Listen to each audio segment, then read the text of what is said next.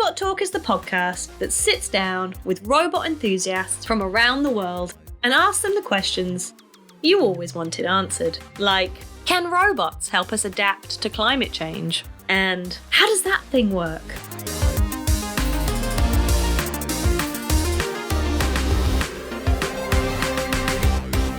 Hello everyone, welcome to Robot Talk. I'm your host, Claire Asher, and this week we're covering a new topic for the podcast, climate robotics. I'm exploring how robotics can help us prevent, monitor, and adapt to climate change. Before we get started, I'd like to invite you to join the Robot Talk community on Patreon, where I'll be sharing behind-the-scenes updates, and you can chat with me and other Robot Talk listeners. You can also sign up to support the podcast for just £5 a month. And if you do, not only will you get a warm, fuzzy feeling for helping me to keep producing and expanding the podcast, but you'll also get access to exclusive bonus episodes and lots of other cool perks. Check out patreon.com/Claire Asher to find out more. The first 20 Patreon supporters get a free sticker, so don't procrastinate, join today. So, with all that said, it's time for me to introduce this week's guest. I recently had a great conversation with Patrick Meier from the Climate Robotics Network about how robots can help scale action on climate change. This week, I'm talking to Patrick Meier, founder of the Climate Robotics Network, who's working on robotics for climate action and global development. Hi Patrick, I'm excited to have you on Robot Talk. Hi there, Claire. Thanks so much for having me. So to get us started, can you explain for listeners who might not be familiar, what does climate robotics mean? Right, good question. I get that question a lot. Maybe to set the context with respect to my answer, climate action right now is not that scalable. And whether we like it or not, for better or worse, we're going to need some level of automation to help scale climate action, because it's not about just getting to 2030 and then we're in the clear, we're out of the woods. This is 100-year plus engagement. So we're going to have to be a lot smarter, a lot more efficient in trying to move the needle on climate action. So that's the context. And climate robotics is climate technology. It's the use of robotics to accelerate climate action.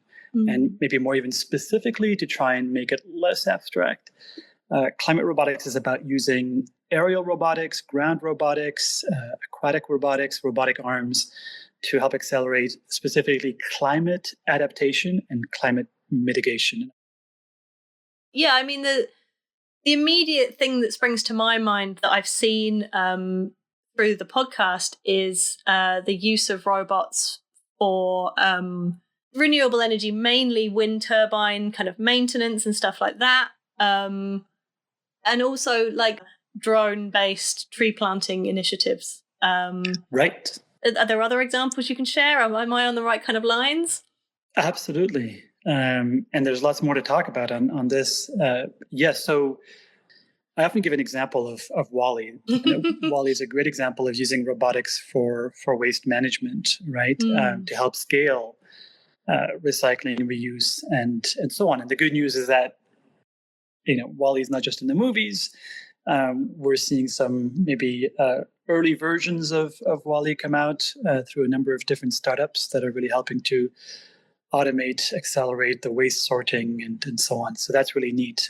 And yes, so other use cases include agriculture. There's the opportunity to do seed planting. It becomes very interesting when that happens to be about mangroves, because mangroves are climate superheroes, right? They adopt 4 times more carbon dioxide than land-based trees. So that's a huge application.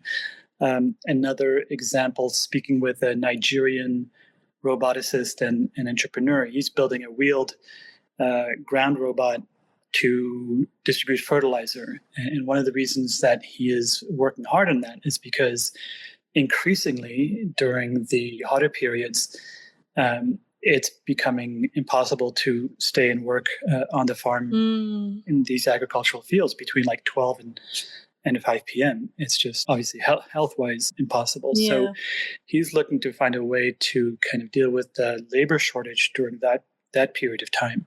And even if the robot can only do 10-20% of what us human beings do, that's still better than nothing. So that's another example. You mentioned renewable energy, absolutely, including in the manufacturing of the wind turbine blades, but yes, absolutely in the inspection, the installation of solar panels, and the maintenance, monitoring of cracks and dust, and the removal of dust.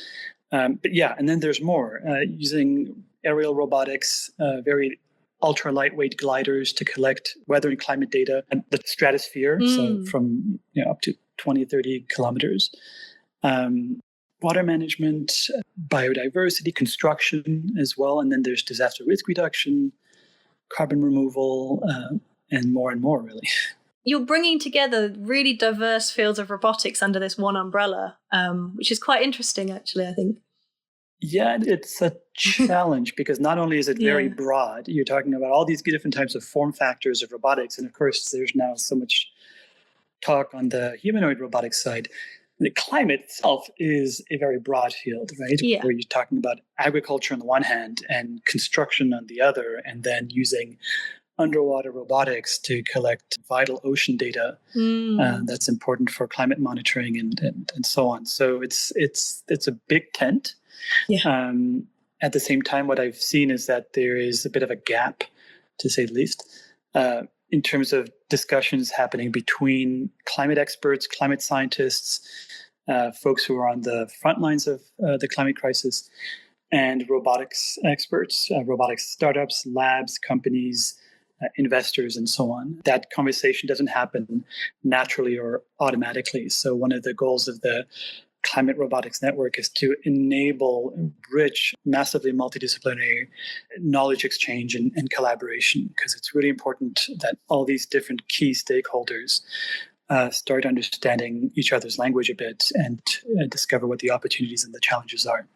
Yeah, absolutely. And I can imagine, depending on what kind of robotics you're talking about, some of the people working in this field probably wouldn't identify themselves as working in the field of like climate action. Yeah, that's also very fun because I've engaged with many startups in this space, and often what I get is, oh, that's super interesting. We've been kind of framing our startup as being involved in renewable energy, but this idea of climate robotics gives us a whole other world to explore and to leverage as a frame, as a communication strategy. An engagement strategy, and so on. So it is about building that identity and making sure that folks really understand that this is really an open, multidisciplinary space. In our Climate Robotics Summit in 2024, we had a professor of ethics, we had a professor of social anthropology, and then of course a robotics, soft robotics, and it was a real, very rich multidisciplinary discussion, and it has to be in terms of climate action, because one of the worst things we can do is look at these climate problems and just reduce them into very handy technology problems that quote easily be solved by technology alone. And I've seen how that just causes harm firsthand. So I'm trying to also making sure that these discussions allow for a more complex approach to these challenges, and keeping in mind that local knowledge, local expertise, socioeconomic factors, and so on all play a role in whether climate robotics are applied in a responsible and inclusive manner or not. Yeah. And one thing that is really central to climate robotics, and for me is a big priority, is that when we talk about climate robotics, we should be designing and building our robots in a sustainable manner. So I'm a really big fan of the new space of sustainability robotics, which obviously overlaps a lot with climate robotics and environmental robotics. But I don't think we can, in good conscience, do climate robotics if we're not using minimalism as a design lens. for sustainability, we should be asking ourselves, what is the least amount of energy, materials, communication requirements that are needed for a robot to do what it needs to do?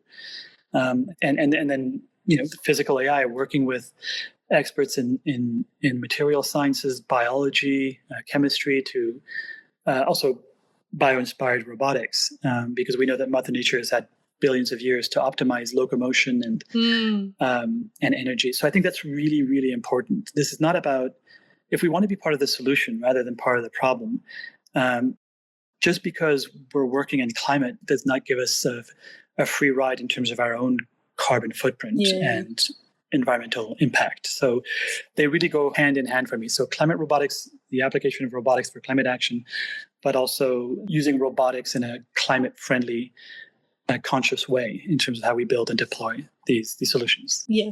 I'm glad you said that, because I was going to ask you about that. So that is really important. And we can definitely dive deeper into that. It's a topic that's really close to my heart, and I would not have launched the Climate Robotics Network if that was not a core part of the advocacy and the learning that I'm hoping to promote. Yeah. So I'm sure you don't want to pick favorites, but what do you think are the most promising areas of robotics that are either supporting climate action right now or that you think are likely to in the near future? I think there's a lot of different opportunities. One of them around the circular economy, and it goes back to this idea of automating to a certain level climate action. There's a huge role for robotics to play a role in all these different phases of circular economy. So you have some groups in Colorado that I'm speaking with who are using robotics to manufacture turbines, the blades for the wind turbines, and their approach allows them to be a lot more cost effective as well, which is really neat. We want that. Yeah.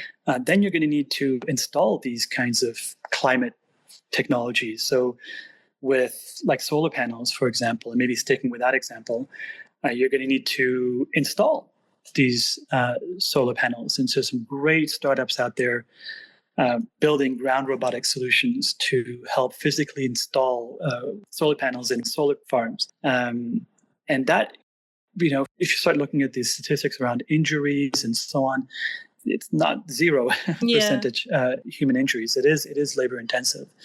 And if we're going to do this at scale, then, installing them, then there's a role for operating, monitoring, maintenance, fixing, cleaning.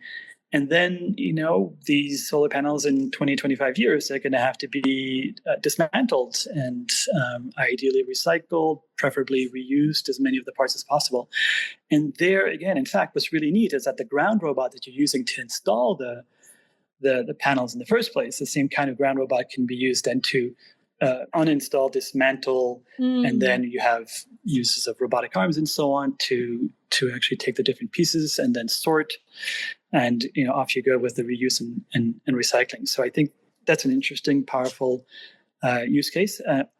Otherwise, I think that the main applications, and we have to differentiate between what's happening in places like Europe versus, let's say, in certain parts of Africa. But agriculture is huge, and construction is huge. We've talked about waste management. There's also water management, water infrastructure, and there's some great innovation coming out, and then disaster risk reduction as well. Amazing. So, coming back to the point that you made about sustainable robotics, and linking that to what you were just saying about the circular economy, do we need robots to disassemble the robots when they, reach their end of life? Right on. Or could they disassemble themselves? Right. That's exactly.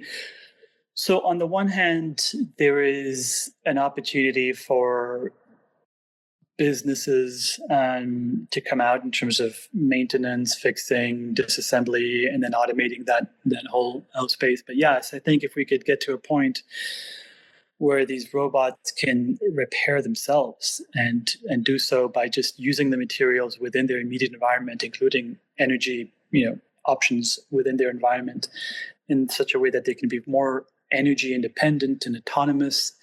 And we have these kind of self-healing, self-repairing infrastructure that could go a very, very long way. The whole repair side of things is very manual still. Yeah. And there's going to be a huge opportunity to have these robots not only build each other, but also go through the whole life cycle as well. Yeah. You mentioned agriculture. Obviously, agriculture is one of the biggest carbon emitters. All kinds of issues with sustainability of agriculture. And I've come across kind of robots for precision agriculture, which, can kind of reduce pesticide use and things like that. I'm assuming there's more under that umbrella in the agriculture space. Can you share some examples? Yeah. No, that's such a great question, because often you kind of like stop at saying, oh yeah, robotics for agriculture. And you really got to unpack that.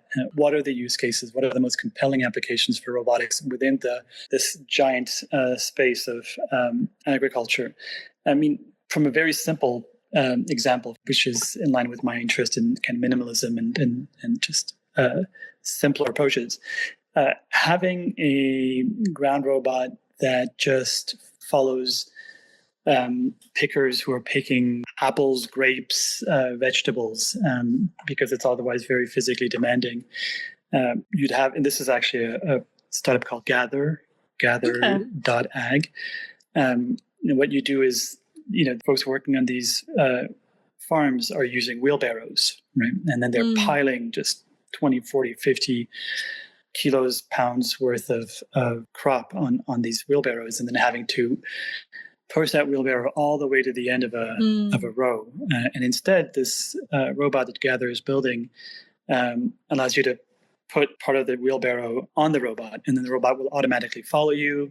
It'll automatically go to the end of the row, where basically the trucks are to load the grapes into the truck and so on. And that's super simple. It's just really interesting process that they went through, because their first version was far more sophisticated. And the farmers said, no, we don't need this. We don't need that. Take this off. So it was a process of just ripping things out and just simplifying. So just the transporting stuff across agricultural fields and farm fields and so on, just that part can go a very long way. And then there's also seeding, crop seeding, and you have a very short time window to optimize that, and robots can help automate and scale that. So yeah, it's a huge area. Ag robotics, as you know, is a huge space. Yeah, and I mean, I can see completely how that can make a massive difference for the farm workers themselves, and help with labor shortages, and like you were saying, kind of climate adaptation. Are there aspects of that can actually kind of reduce carbon emissions? Yeah, I'm glad you brought this up, because there's a huge opportunity to look at robotics as adaptation technology in terms of the climate crisis. So yes, there are some roles to be done with climate mitigation. In terms of, for example, there's a UK climate robotics startup called Samudra Oceans, and they're using simple robotics and sensors to help monitor seaweed farming. Because talk about, we have precision agriculture and land-based agriculture, but with seaweed farms, the vast majority of these farmers have no idea how their seaweed is doing, and so they have to go back and forth to check on everything, and that's expensive. It's can be dangerous depending on the weather conditions and so on, and it's just really time consuming. And sometimes they should have checked 3 days ago, and then there's been some issue, biofouling with the seaweed, and there you go. So the idea of bringing this kind of precision agriculture, real-time alerts, real-time monitoring, including doing predictive analytics on biomass and so on of the seaweed farms, that's really going to help you scale and optimize the harvesting time and so on. So that, and of course, we know that seaweed absorbs a significant amount of carbon dioxide. So that's potentially part of the solution there. Okay. Yeah, that makes sense.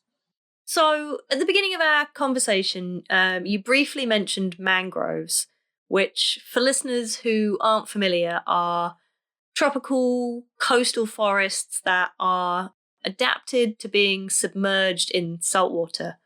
And as you said, are really important for absorbing and storing carbon. So can you talk a little bit about how robotics is helping to restore mangrove forests? Yeah.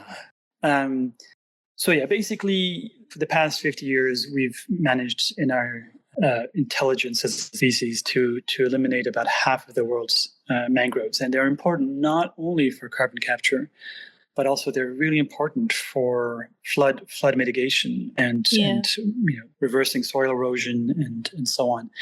One of the challenges is that for the most part, this mangrove restoration work is done by hand. It's hand planting, and it's physically demanding work, and it's slow. You're literally one seedling at a time you're putting into the soil. And some areas that need to be restored are more physically challenging to access. You're going to have to get on a boat, then walk through a really thick vegetation.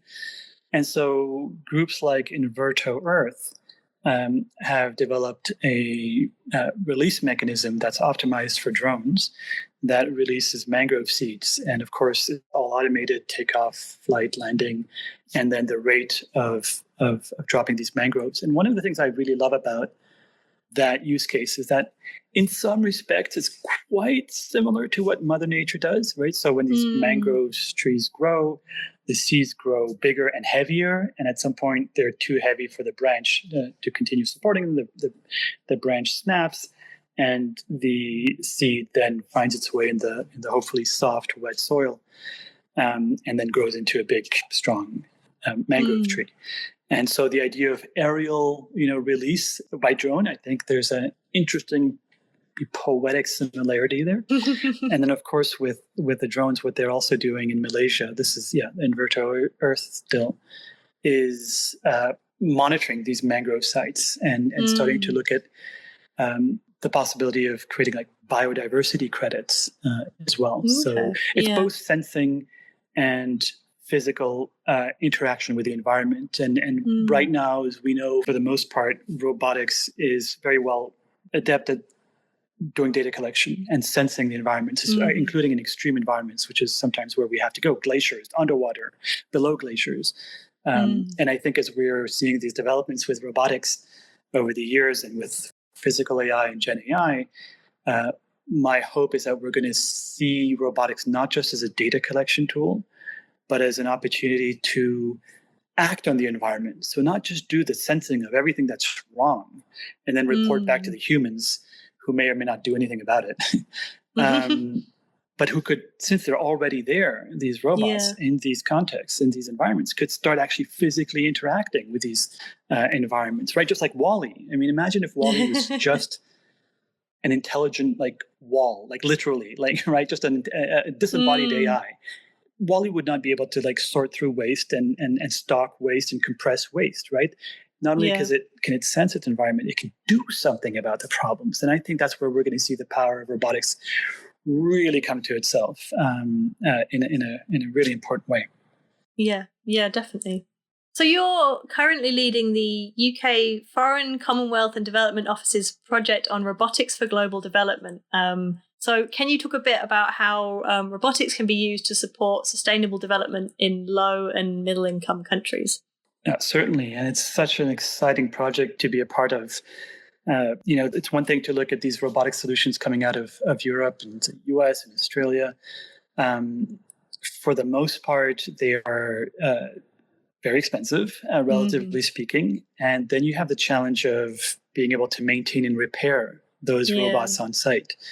And that can create more costs, create dependencies, can really get in the way of business continuity, and so on. So it's really neat that the FCDO is really the first to earnestly look at what might robotics look like, what might the use of robotics mean in the context of low and middle income countries when we're talking about the Sustainable Development Goals, all 17 of them, which certainly includes climate as SDG 13.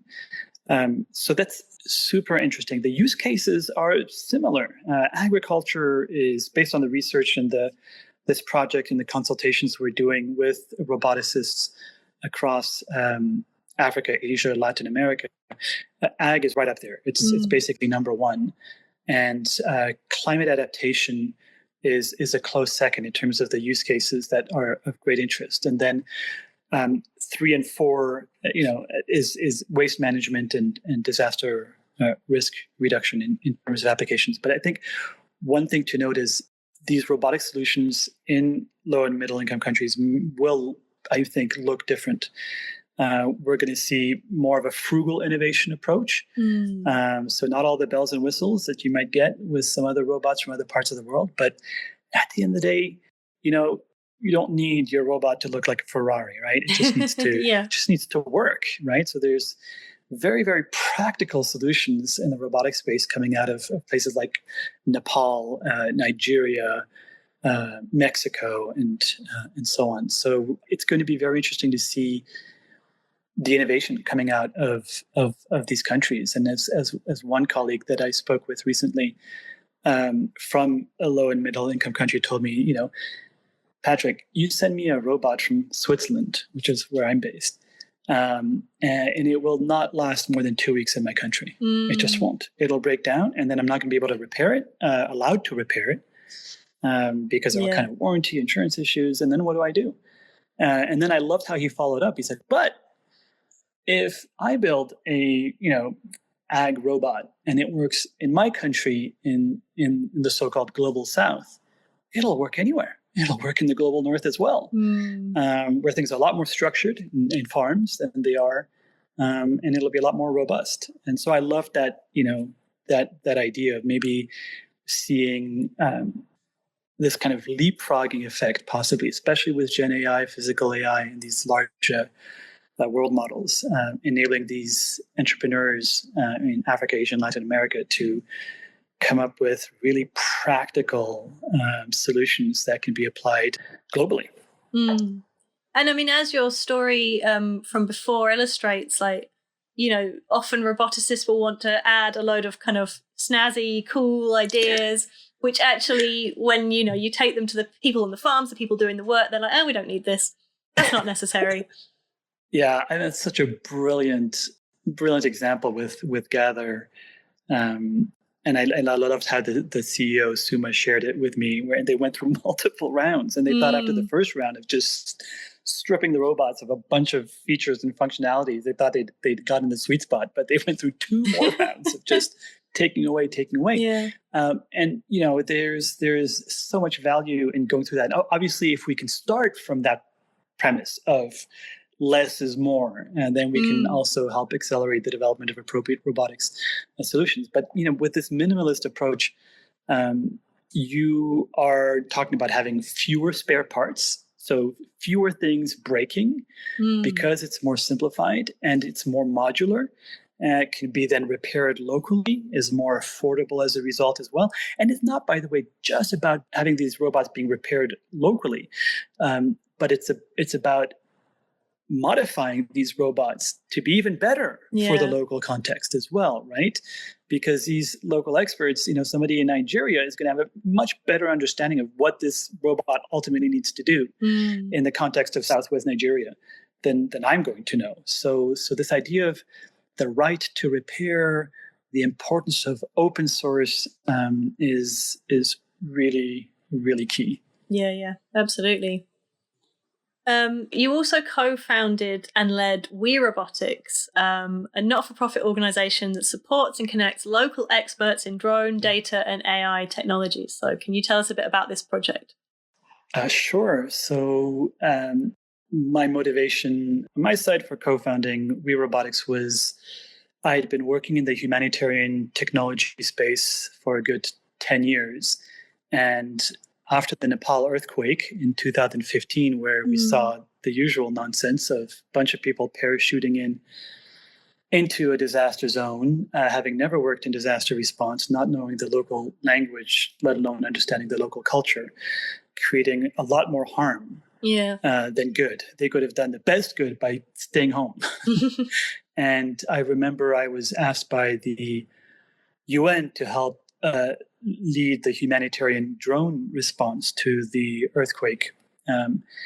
And I remember thinking to myself, when I saw, frankly, a lot of these tech bros and Silicon Valley types flying in thinking they were God's gift to mankind, I remember thinking to myself what I would give right now just to work with local experts, Nepali drone pilots, Nepali GIS experts, because this is nonsense. And for me, that was the last straw. I was so fed up by the nonsense. And so I thought to myself, let's try and build a different approach, a completely different model where we, prioritize local expertise, local lived experience, local knowledge, local priorities, and serve as an enabler for these local experts, enabling knowledge exchange, technology transfer, and so on.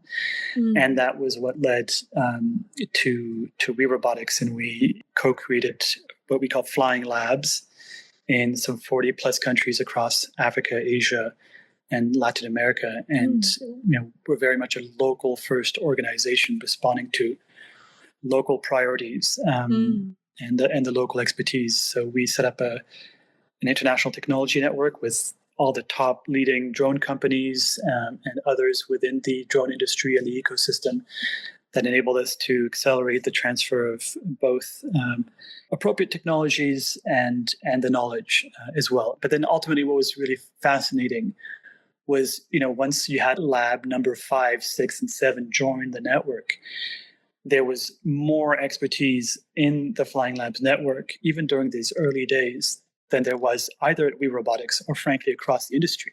Because what does DJI know about using, their drones for delivery of essential medicines in the remote mountains of the Dominican Republic?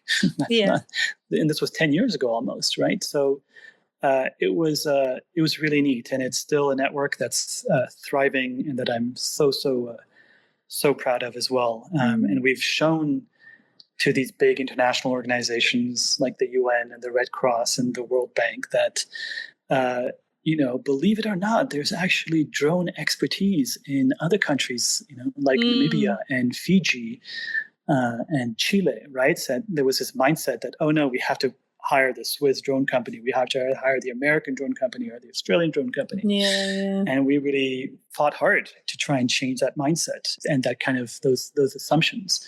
And it's gotten to a point now where these organizations get a lot of pushback. If it's taboo, it's become taboo now that folks are not hiring local talent when it exists. Yeah, I mean that's amazing, and really probably that mindset shift will be in the long term the most impactful aspect of that project.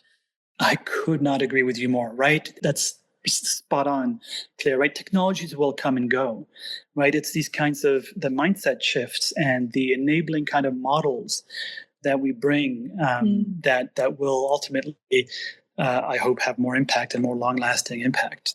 Those are the structural changes, I feel. Yeah. That's right. You must be incredibly busy with all of these different projects and organizations that you're a part of. I've never been bored. I tend to just always be learning and engaged. There's just so much out there, so much opportunity. It's a great space to be in. Well, yeah, I mean, I really admire your work. I think you're doing a great thing, so thank you for doing it. It's a big team effort. Big team effort. Thank you, though. It's been fascinating chatting to you today. I've been speaking to Patrick Meier from the Climate Robotics Network. Thank you. Thanks so much, Claire.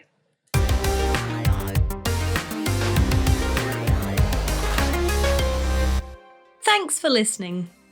If you enjoy Robot Talk, I'd really appreciate it if you could share the podcast, subscribe, and leave a review.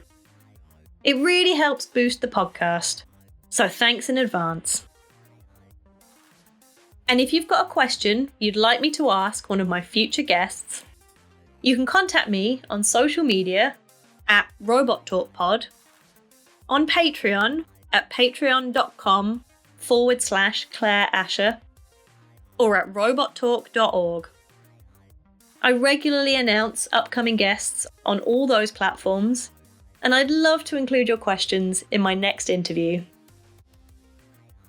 Next week, I'm talking to Vali Laliotti from the University of the Arts, London, about getting creative with robotics.